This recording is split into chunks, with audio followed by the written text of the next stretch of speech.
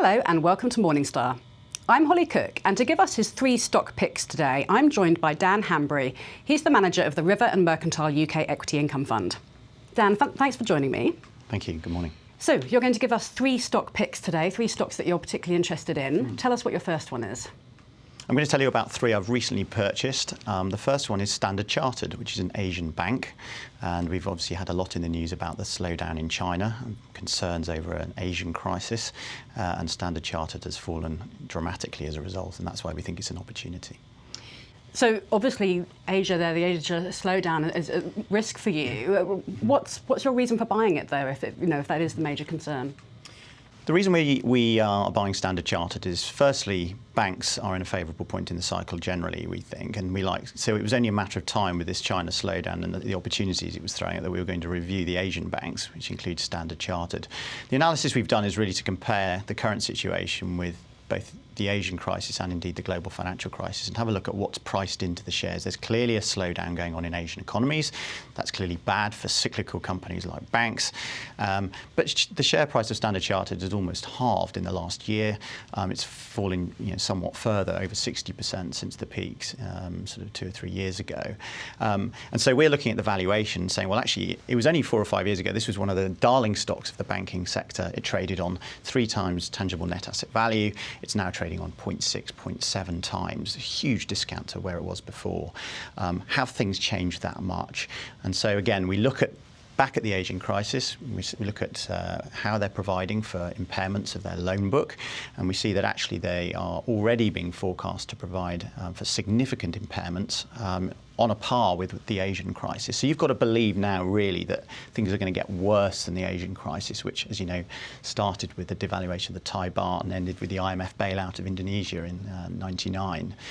We don't think it's going to get any worse, and so it looks really interesting here. Okay, well, why don't we move on to our second pick? What's your second stock? Well, the second pick is a high-quality business. We like to buy a range of stocks, growth, high-quality, recovery, asset-backed. So the high-quality business is Admiral Group, which is a car insurance or home insurance, non-life insurance company. Admiral's a FTSE 100 company in the UK. It's got a very nice yield, 5.5%. And it's been somewhat left at a discount on its valuation because people don't believe in the sustainably high returns of this business. So we've looked at it with interest, and what we see is a company that's got huge competitive advantages based at a cost level.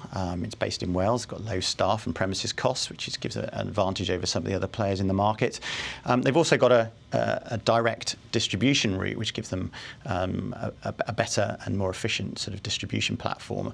And that enables them to have a very high returning model, generates a lot of cash flow, throwing off dividends. And we're seeing the cycle, we think the cycle in car insurance is going to bottom over the next 2 or 3 years, and we're prepared to look through to that cycle turning up. And we think actually the trading update was if you like, the canary in the coal mine, where they beat forecasts a few weeks ago. We've had a profit upgrade, and the analyst community and most of the market are quite bearish on this stock, and that's the opportunity. So this sounds like a pretty sort of positive outlook for the company. What would be a sort of a risk associated with that might possibly concern you? It is about the cycle, really. It's always very hard to call insurance cycles and some of these financial cycles. And so if it stays soft and overcapacity remains in the market, then clearly it's going to be more difficult for them to do well. And that would be the key risk. So you've given us 2 different sorts of financial stocks. Yeah. What's going to be your third stock to accompany those? Well, within our portfolio, we also hold about 30 smaller companies, and that's where we get a lot of growth ideas. And our third stock is Conviviality Retail, which is a bargain booze retailer, distributor to the retailers. And the reason it's very interesting is they've just made an acquisition of Matthew Clark, who are a distributor of bargain booze to the on-trade industry. So that's to the hotels and restaurants.